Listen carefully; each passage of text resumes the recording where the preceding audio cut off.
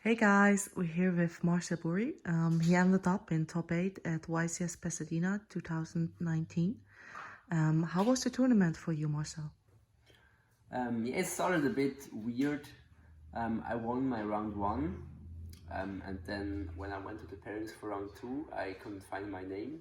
So I went to the scorekeeper and asked what happened, and they actually dropped me out of the tournament after round 1. Because like my opponent, at the end of the sheet, like where the Dropbox square is, like he just drew a random line, my opponent, that just like started in my Dropbox square, and they just took that as like I want to drop out of the tournament. So they dropped me out, and they couldn't like re-enter me like for round 2. So I had to like continue with a 1-1 record, which was a bit annoying. But yeah, I just continued from there.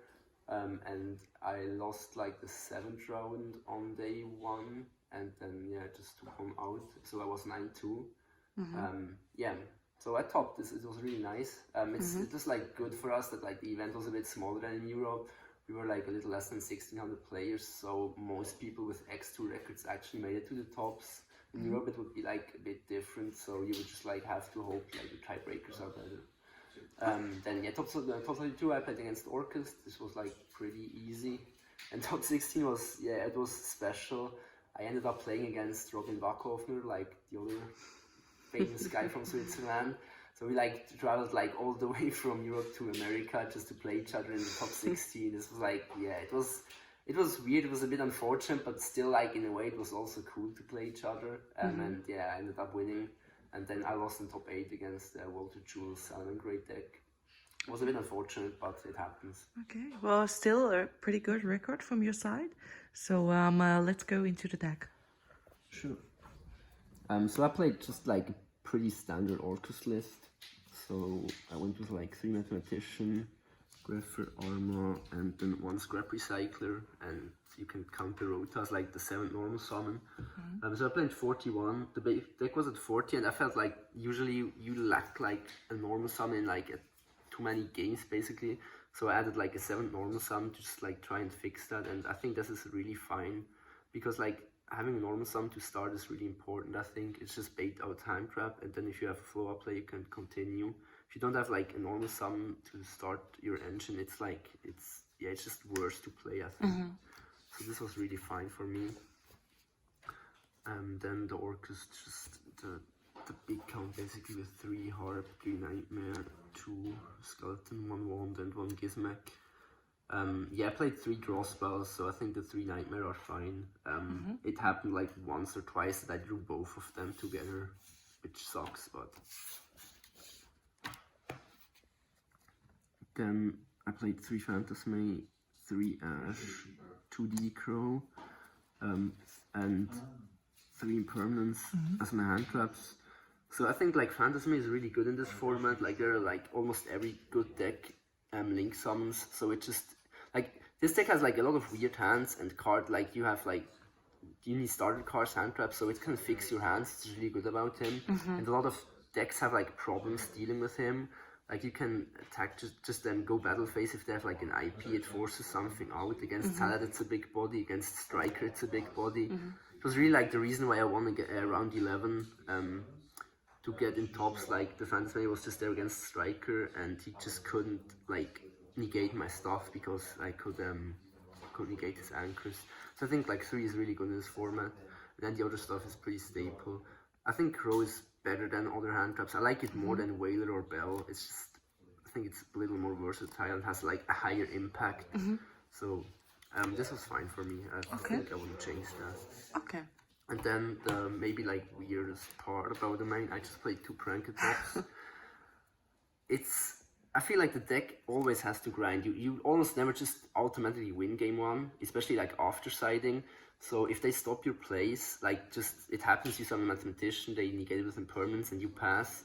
So you can just play this, say you're in your 2nd turn if you open it, and it's oftentimes fine. Like almost no deck just makes like an insane board where you just auto lose.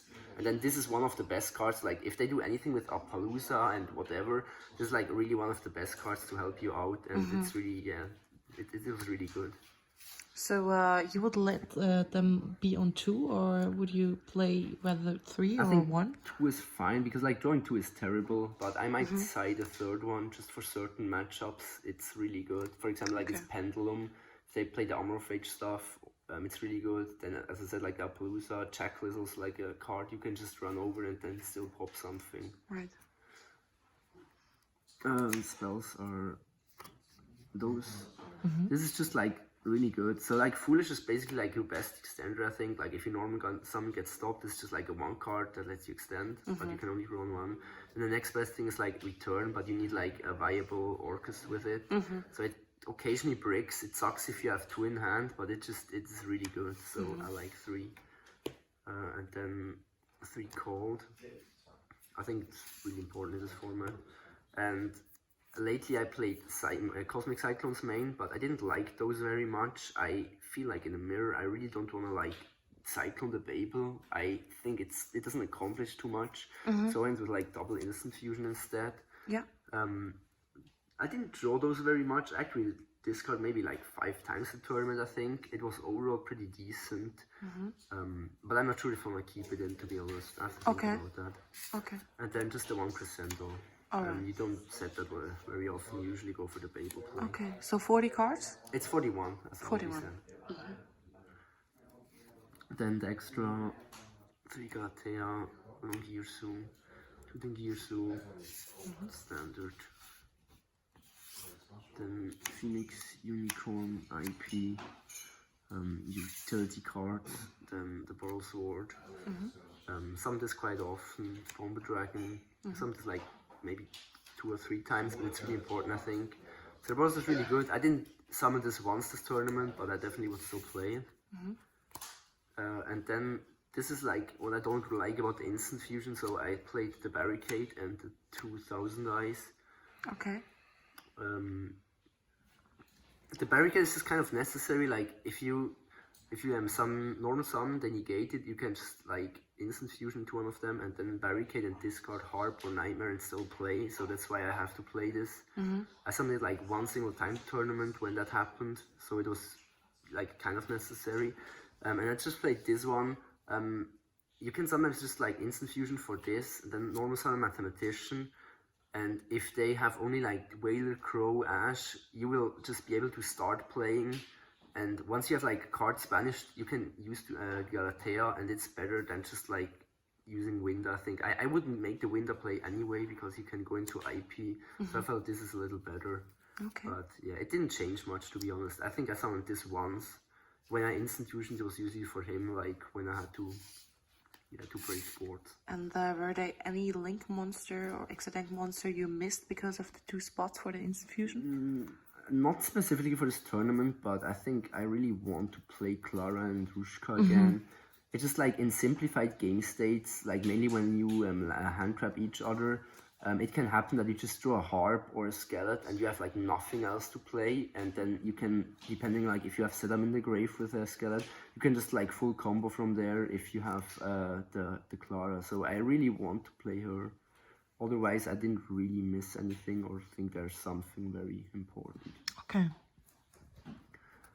And the side deck was 3 Twin, 3 Cyclone for back row removal, and the Imperial Order like does kind of the same against Strikers, just like a potentially auto-win card. And then we have the 3 Lancia. 3 Nibiru and 2 Mind Control. So Lancia is pretty standard. I play Nibiru because I respect Salamangreat, and yeah, I lost in the end against it, and I didn't see the card, which I would like to have. I think it's good.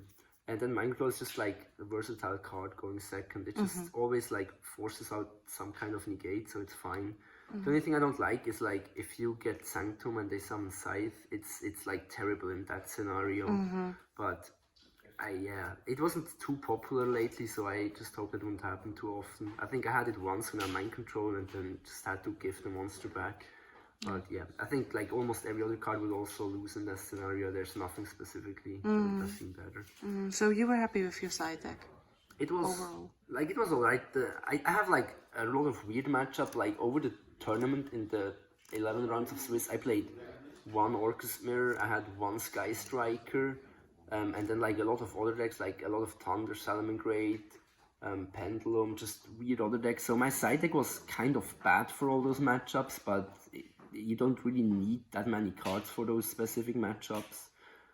So yeah, I think it was fine, but like going forward you will have to like rethink it and change it probably, because the meta will change now with the new stuff around, like the Orcust Striker list that won. I think this will be very popular in Milan, so you have to like adapt if you want to play the deck. Yeah, that's this. And like what we discussed a lot, like if you want to play the Cyclones, I think it would be really good to play evenly matched instead. They have like a super high impact, but the problem is just you can just run into Lancia. So if you go like battle phase evenly and they Lancia, you just lose the evenly. So it doesn't accomplish anything. Plus, you will be locked for the entire turn on top of that. Right. So this is like a huge risk. But like the Demise Striker lists or something like Two Draco, they usually don't side hand trap, so it would work out there. Okay. But yeah. All right. Nice. Are there any other words to the deck or something you want to say to the tournament? Not specifically, I think. I already mentioned everything. Okay. Maybe any shout-outs? Sure. Yeah, shout-outs to our sponsor, Card Market and JK. And then, of course, shout-out to the entire team. Everything that traveled with me helped me. And also shout-outs to the guys that stayed with us in Pasadena. So the two Bens, Jake and Simon. Nice, nice. So I hope you have some nice last day in LA. And good luck for Milano. Yeah, thanks. See you soon.